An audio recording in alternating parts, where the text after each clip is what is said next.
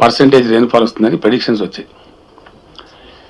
మధ్యలో ఆగస్టులో ఒక స్పెల్ కొంచెం ఎక్కువ పెద్ద స్పెల్ ఓ 15 days గ్యాప్లో రెయిన్ రాలేదు మనకి తెలంగాణ రాష్ట్రంలో. కానీ అంతకుముందంతా కూడా యూనిఫామ్గా వర్షపాతం కురిసింది. మిట్ట పంటలు చాలా బాగుండేది. తర్వాత మళ్ళీ ఆ 15 days స్పెల్ తర్వాత మళ్ళీ పికప్ అయింది. దాని తర్వాత 2 స్పెల్స్లో భారీ వర్షాలు మనకు రావడం జరిగింది. చాలా సంతోషంగా ఉంది. ఎందుకంటే అన్ని ప్రాజెక్టులోకి ఫుల్గా వాటర్ వస్తూ ఉంది. మీడియం ఇరిగేషన్ ప్రాజెక్ట్స్ 100% ఫుల్ అయిపోయినాయి. రాష్ట్రంలో ఉన్న అన్ని ఇది అదేని కాకుండా all medium irrigation projects full అయిపోయి ఓవర్ఫ్లో అవుతా ఉన్నాయి. ఎస్ఆర్ఎస్పి 75 TMCలు దాటిపోయింది. ఇప్పటికీ లేటెస్ట్ 4.5 లక్షల క్యూసెక్లు ప్రవాహం వస్తూ ఉంది. 4,46,000 క్యూసెక్ల ప్రవాహం వస్తూ ఉంది. సింగూరు ప్రాజెక్ట్ కూడా ఫుల్ అయిపోయింది. దాంట్లో కూడా దాదాపు 1,40,000 1,50,000 క్యూసెక్ల వరకు ప్రవాహం ఉంది.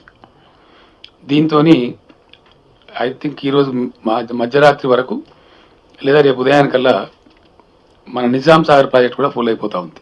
దానికి కూడా మంచి ఇన్ఫ్లోస్ ఉన్నాయి. ఆ సింగూరు గేట్ కూడా ఎత్తేసినారు. 1.5 లక్ష అవుట్ఫ్లో కూడా ఉంది. అంటే నిజాం సాగర్ కూడా పూర్తిగా ఈరోజు మధ్యరాత్రికి లేదా రేపు ఉదయానికి నిండిపోయేటువంటి పరిస్థితి. అప్పర్ మానేరు అన్నీ కూడా ఆల్ ప్రాజెక్ట్స్ ఫుల్ ఉన్నాయి. కృష్ణలో కూడా బ్రహ్మాండంగా శ్రీశైలం 172 TMCలు దాటిపోయింది. దాని కెపాసిటీ వచ్చి 215, అంటే ఇంచుమించు ఇంకొక 30-33 TMC వచ్చేస్తే 30-40 TMCలు రావాలి. 40 TMCలు వస్తే ఫుల్ అయిపోతుంది. ఇప్పుడు 1,24,000 పైచిల్ క్యూసెక్లు ఇన్ఫ్లో ఉంది. ఇంకా మహాబలేశ్వరంలో కూడా 20 centimeters రెయిన్ఫాల్ అయినట్టు మనకు సమాచారం వచ్చింది. ఆల్మట్టి కూడా బాగా ఇన్ఫ్లోస్ పెరుగుతున్నాయని సమాచారం వచ్చింది. ఆల్మట్టి నారాయణపూర్ డ్యాములు కూడా బాగా నిండుకుండలాగా ఉన్నాయి. పైన ఎంత వర్షం కురిసినా మనకే వచ్చేటువంటి పరిస్థితి ఉంది. కాబట్టి it's a very good sign. అది కూడా నిండుతుంది. శ్రీశైలం తప్పకుండా ఓవర్ఫ్లో అవుతుంది. నిండకుండా మిగిలి ఉండే ఏకైక ప్రాజెక్ట్ మనకి ఇప్పుడు ప్రస్తుతానికి నాగార్జున సాగర్ ఒకటే ఒక ప్రాజెక్ట్. మిగిలిన అన్ని సిస్టమ్స్ అంటే including SRSP everything is full. Singur కానీ, నిజాం సాగర్ కానీ, ఎస్ఆర్ఎస్పి కానీ, లోయర్ మానేర్ డ్యామ్ కానీ, అప్పర్ మానేర్ డ్యామ్ కానీ, మిడ్ మానేర్లో నిలవబెడతా ఒక 3 TMCలు కానీ, వీటితో పాటు all medium irrigation projects complete నిండుతాయి. నాగార్జున సాగర్ ఒకటే నిండాల్సిన అవసరం ఉంటుంది. శ్రీశైలం నిండిన తర్వాత దాని గేట్లు కూడా ఎత్తేస్తారు. కాబట్టి అది భవిష్యత్తులో ఈ 5-6 రోజుల వర్షాలు ఉంటాయనే ఫోకస్లో దాంట్లో కూడా గణనీయంగా నీళ్ళు వచ్చేటువంటి అవకాశం మనకు ఉంటుంది. అది కూడా నిండాలని భగవంతుని ప్రార్థిస్తాం. అదేవిధంగా 46,000 చెరువులకు గాను 25,000 పైచిలుకు చెరువులు అలుగు పోస్తా ఉన్నాయి. అంటే మత్తడి దుంకుతున్నాయి. 19 ఇవి కాకుండా మిగతా 19,000 చెరువులు ఆల్మోస్ట్ 80%, 90% ఆ పద్ధతిలో నిండి ఉన్నాయి. మిగిలినవి 25%, 50% నీళ్ళు వచ్చున్నాయి. మిషన్ కాకతీయ ప్రోగ్రాం మంచి ఫలితాలు ఈ సీజన్లో మనకు చూపెట్టబోతా ఉంది. అద్భుతమైన ఫలితాలను ఆ పథకం అందించబోతా ఉంది. రైతాంగం అంతా కూడా రాష్ట్ర వ్యాప్తంగా చాలా సంతోషంగా ఉన్నారు. సెకండ్ క్రాప్ చాలా బంపర్ క్రాప్ వచ్చేటువంటి ఆస్కారం ఉంటుంది. 2 సంవత్సరాల దాకా కరువు రక్కసి తెలంగాణ వైపు చూడకుండా అయిపోయింది ఇప్పుడు పరిస్థితి. ఆల్మోస్ట్ 2 years వరకు మనకు వ్యవసాయానికి కానీ, డ్రింకింగ్ వాటర్ కానీ ఏ రకమైన ఇబ్బంది కూడా తలెత్తే పరిస్థితి లేదు. చాలా స్వల్పంగా డ్యామేజ్ జరిగింది. ఇప్పటికీ పంటలు పెద్దగా వాషాప్ అయిన పరిస్థితి ఎక్కడ లేదు. కొన్ని చోట్ల పంటలలో నీళ్లు కమ్ముకొని ఉన్నాయి తక్కువ ప్రాంతంలో. కొట్టుకపోయినట్టు కానీ వాషాప్ అయినట్టు కానీ ఇక్కడ లేదు. ఇప్పటి వరకు రిపోర్ట్స్ లేవు. చెరువు కట్టలు చాలా తక్కువ, 71 మాత్రమే తెగినాయి. ఇంత వర్షాలు కురుస్తున్నప్పుడు కూడా 71 చెరువు కట్టలు తెగినాయి. అవి కూడా చిన్న చెరువులై మిషన్ కాకతీయలో పనులు చేపట్టినటువంటి వాటి మాత్రమే తెగినాయి. మిషన్ కాకతీయలో అయింది కాబట్టి మేజర్ చెరువులు ఏవి తెగలేదు. పంచాయతీరాజ్ రోడ్లు ఒక 400-500 చోట్ల కొట్టుకొని పోయినాయి, గ్రామీణ రోడ్లు కాబట్టి వాటిని అటెండ్ చేస్తూ ఉన్నారు, డైవర్ట్ చేస్తూ ఉన్నారు. ఒక 60-70 ప్లేస్లలో 56 ప్లేస్లు అనుకుంటా R&B వాళ్ళ రోడ్లు కూడా రోడ్ల మీద నుంచి నీరు పారటం కానీ, ఓవర్ఫ్లో కావటం కానీ, కొంచెం దెబ్బతింటం కానీ ఒక 7-8 చోట్ల నేషనల్ హైవేస్ మీద నుంచి కూడా నీళ్ళు పొర్లి పారుతున్నాయి. కొన్ని చోట్ల వదలకూడదు అనుకున్న చోట్ల డైవర్ట్ చేస్తున్నారు, ప్రమాదం ఉన్నది అనుకున్న చోట ట్రాఫిక్ను. మిగతా చోట్ల మామూలుగా నడుపుతూ ఉన్నారు, పెద్ద ఇబ్బంది లేదు, కొంచెం స్లో పేస్లో పోతా ఉంది. ఇది ఓవరాల్గా మనకు వచ్చినటువంటి పరిస్థితి. దీని మీద ఇప్పుడు సమీక్ష చేసినాం. ఎందుకంటే ఒక ప్రమాదం వచ్చేది ఏముంటుందంటే మనకు 4.5 లక్షల క్యూసెక్లు వస్తూ ఉంది. మరాఠవాడలో విపరీతంగా వర్షాలు పడతా ఉంది. మహారాష్ట్రలో జైక్వాడ్ ఇంకా నిండలేదు, కానీ డౌన్ బిలో జైక్వాడి భయంకరమైన వర్షాలు కురుస్తున్నాయి. మనకు రిపోర్ట్స్ అంతా ఉన్నాయి. దానివల్ల ఏంటంటే గోదావరి వరద వచ్చే ప్రమాదం ఉంటుంది. ఈ 5 జిల్లాల కలెక్టర్లను కూడా అప్రమత్తం చేయమని ఇప్పుడు ఆదేశాలు ఇచ్చాం. ఇందాక రివ్యూ మీటింగ్లో పోలీస్ అధికారులను, జిల్లా రెవెన్యూ యంత్రాంగాలను అప్రమత్తం చేయమని. తెలంగాణ రాష్ట్ర వ్యాప్తంగా కూడా ఏ ఆఫీసర్ కూడా సెలవు మంజూరు చేయవద్దని కూడా ఆదేశాలు ఇవ్వడం జరిగింది. No officer should go on leave for the next 1 week. అంటే వాళ్ళకి ఎమర్జెన్సీ ఉంటుంది తప్ప, వ్యక్తిగతమైన చాలా తీవ్రమైన ఇబ్బంది ఉంటే తప్ప అధికారులకు సెలవు కూడా ఇవ్వద్దని చెప్పడం జరిగింది. ఆర్మీతో కూడా మాట్లాడిన వాళ్ళు కూడా సంసిద్ధంగా ఉన్నారు. ఎమ్మెల్యేలు, ఎమ్మెల్సీలు, ఎంపీలు, మంత్రులంతా కూడా వాళ్ళ జిల్లాలలో వాళ్ళ నియోజకవర్గంలో కేంద్రీకృతమై ఉన్నారు. నేను ఢిల్లీ నుంచే వాళ్ళకి ఆదేశాలు ఇవ్వడం జరిగింది. అందరు కూడా మానిటర్ చేస్తూ ఉన్నారు. కరెంటుకు పెద్దగా అంతరాయం ఎక్కడ రాలేదు ఇప్పటికీ. రాష్ట్ర వ్యాప్తంగా ప్రాణ నష్టం కూడా అంత భయంకరంగా జరిగినటువంటి పరిస్థితులు లేవు. ఒక 5-6 వ్యక్తులు చనిపోయినట్టుగా సమాచారం వచ్చింది. అంతకు మించి ప్రాణ నష్టం కూడా అంత పెద్దగా లేదు. నిన్ననే నేను ఢిల్లీలో నేను చీఫ్ సెక్రటరీ గారు ఇద్దరు కలిసి ఉన్నాం. అక్కడి నుంచే సిఎస్ గారు ఆదేశాలు ఇవ్వడం జరిగింది. ఈ వరద నష్టాలు మీద ఇంకా నెక్స్ట్ 2-3 డేస్ కూడా చూసుకొని కేంద్రానికి ఒక నివేదిక కూడా పంపించబోతా ఉన్నాం. కొంత సహాయాన్ని కూడా కేంద్రం నుంచి కోరుతాం, ఈ రోడ్ డ్యామేజెస్ కానీ ఇంకోటి కానీ.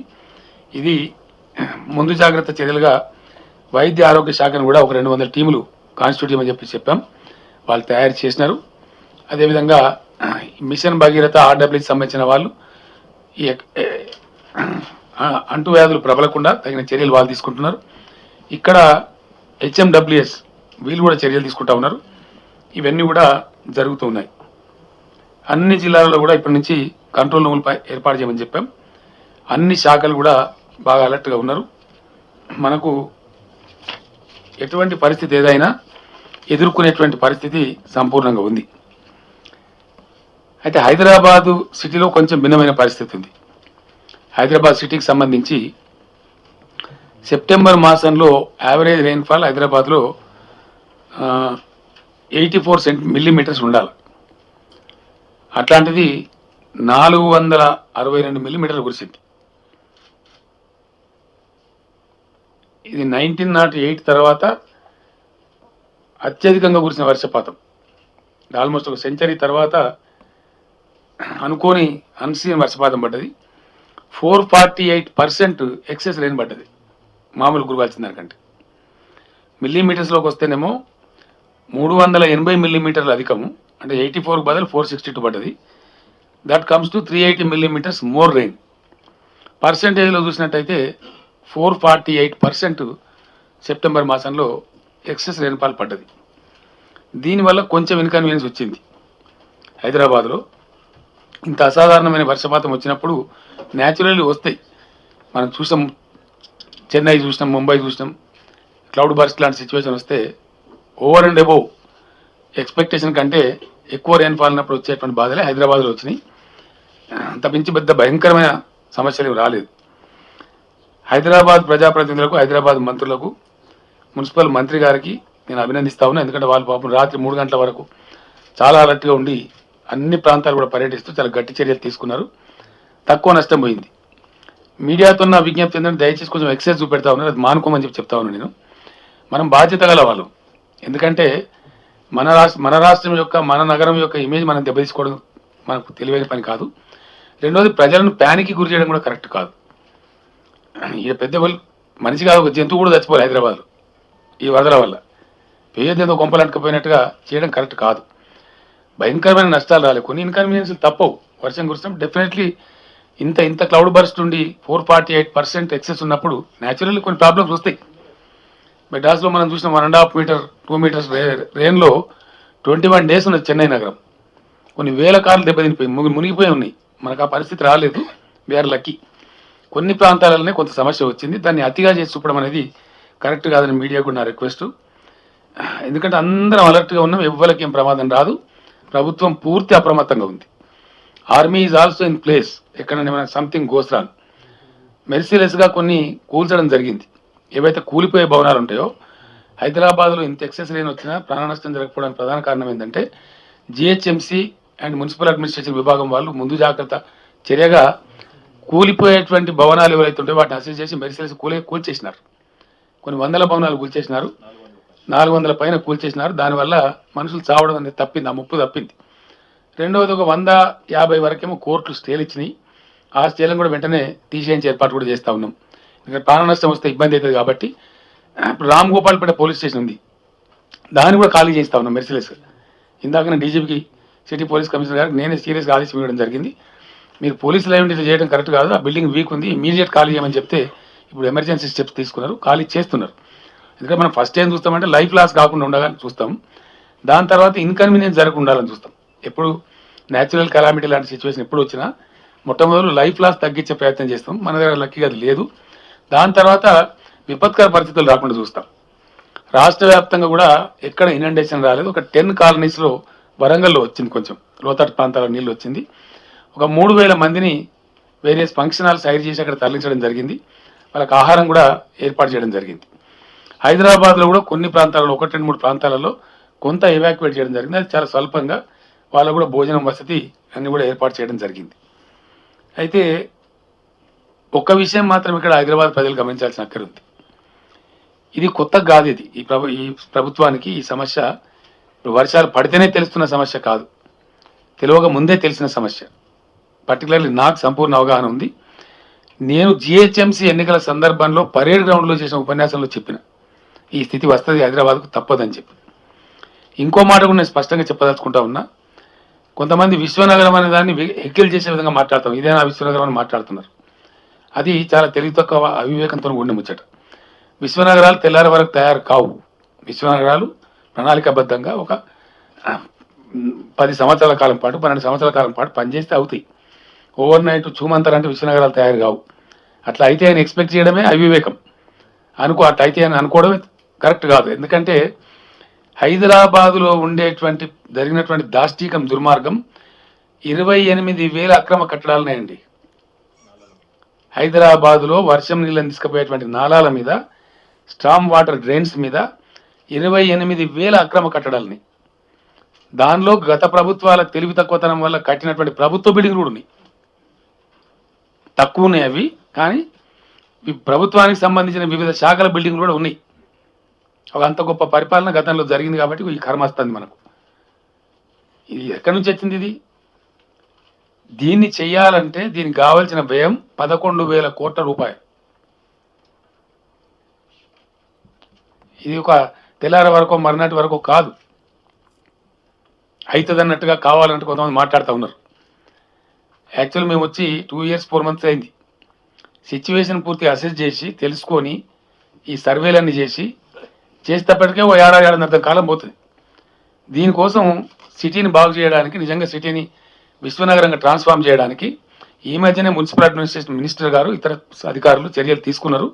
ఒక 20,000 crores లోన్ హైదరాబాద్కు అవసరం ఉంది. మాటలు మాట్లాడితే గాలి మాట్లాడితే కాదు, ఊరికే బాధ్యత లేకుండా మాట్లాడితే ఎన్నైనా మాట్లాడచ్చు. ఇది చేయడానికి కూడా దాదాపు 3-4 సంవత్సరాలు 5 సంవత్సరాలు శ్రమిస్తే కానీ కాదు. ఈ మధ్య కర్ణాటక సీఎం గారు చెన్నై ఎక్స్పీరియన్స్ తీసుకొని మెర్సిలెస్ ఒక 250 అబ్స్ట్రక్షన్ తీసేసినారు. అవి హెవీ అబ్స్ట్రక్షన్స్, అంటే అపార్ట్మెంట్స్ లాంటివి చాలా పెద్ద పెద్ద కాంప్లెక్స్ లాంటివి కడితే బెంగళూరు సిటీ సేవ్ చేయడం కోసం కొట్టేసినారు. గుణపాఠాలు వస్తున్న కొద్దికి ప్రభుత్వాలు ఏం చేస్తాయంటే నేర్చుకొని అందులో వచ్చే అనుభవాలను తీసుకొని చేస్తారు. ఈరోజు హైదరాబాద్ పాడైన రోడ్లు కూడా చాలా తక్కువ పర్సెంట్, నాకు తెలిసి ఒక 90,000 మీటర్ల ఎన్ని చదరపు మీటర్ల రోడ్లు ఉంటాయి హైదరాబాద్.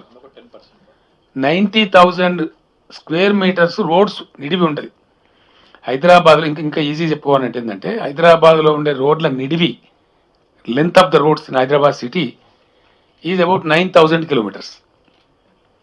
ఇది 90,000 చదరపు మీటర్లు, అంటే స్క్వేర్ మీటర్స్, నాట్ కిలోమీటర్స్.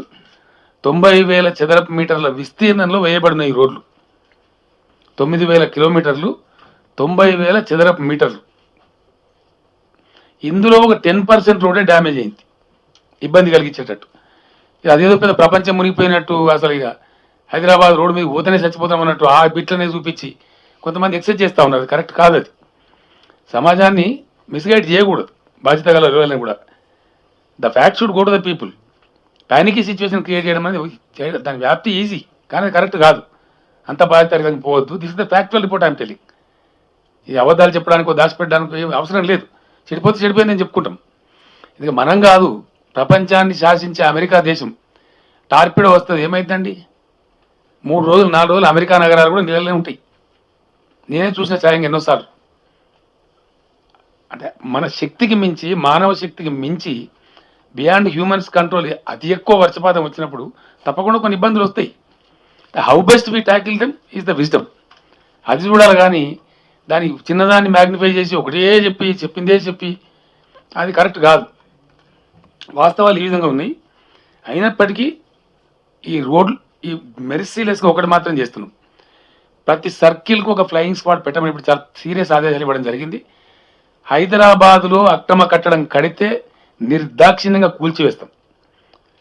అది కట్టేవాడు రాజకీయ నాయకుడైనా, మంత్రి అయినా, ఎమ్మెల్యే అయినా, కార్పొరేటర్ అయినా, ఎవరైనా సరే నిర్దాక్షిణ్యంగా, ఎంత పవర్ఫుల్ పర్సన్ అయినా సరే, ఇక నుంచి అక్రమ కట్టడాలు ఎట్టి పరిస్థితుల్లో హైదరాబాద్లో అనుమతించబడాయి.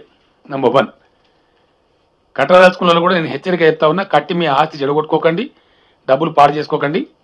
దయచేసి నిర్దాక్షిణ్యంగా ప్రభుత్వం కూల్చివేస్తుంది ఒకటి, లేకపోతే ఇటువంటి సిచ్యువేషన్ వస్తుంది. తర్వాత ఈ 28,000 నాలాల మీద కట్టిన అబ్స్ట్రక్షన్స్ కూడా తొలగించాల్సిన అక్కర ఉంటుంది. మీడియాతో నా ప్రార్థన, దయచేసి మీరు ఇప్పుడు ఎట్లయితే రిపోర్ట్ చేసినారో సమస్యను, ఇవి కూల్చేటప్పుడు కూడా మీరు పాజిటివ్ ధోరణితో కరెక్ట్గా కూలుస్తున్న ప్రభుత్వం మీద సపోర్ట్ చేయాలి. అది ధర్మం. ఎందుకంటే మరి సమస్య పోవాలి కదా. ఎందుకు చెప్తాను నేను ఈ మాట అంటే, వై ఐఎమ్ టెల్లింగ్ ఈజ్, ఒక పెద్ద శుభవార్త ఉంది మనందరికీ. అంతర్జాతీయ వాతావరణ సంస్థలు అన్నీ కూడా యునానిమస్గా చెప్తున్న విషయం ఏంటంటే, గత కాలం మనం ఒక దశాబ్దంలో దాదాపు 6-7 సంవత్సరాలు 7 సంవత్సరాలు వీఆర్ రీలింగ్ అండర్ డ్రాట్, వరుస కరువులతో అల్లాడినాం.